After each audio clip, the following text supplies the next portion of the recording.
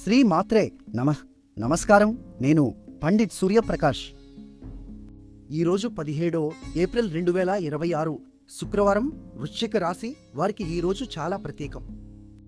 ఎందుకంటే ఈరోజు వైశాఖ అమావాస్య, అంటే అమ్మవారి చంద్రుడు పూర్తిగా కనిపించని రోజు. పితృతర్పణానికి శుభమైన రోజు. మీ 5వ భావం అంటే మీ బుద్ధి, విద్య, పూర్వజన్మ పుణ్యాన్ని సూచించే స్థానంలో ఈరోజు చంద్రుడు, కుజుడు, బుధుడు, శని ఈ 4 గ్రహాలు కలిసి ఉన్నాయి. ఇది చాలా అరుదైన సంయోగం.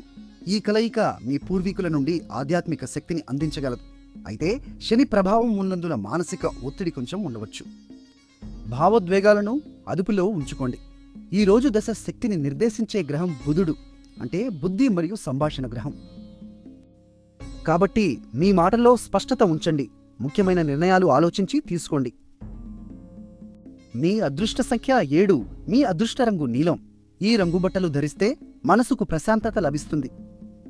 రేవతి నక్షత్రం అంటే దయ మరియు పూర్తి చేయడాన్ని సూచించే నక్షత్రం ఈరోజు ప్రభావంలో ఉంది.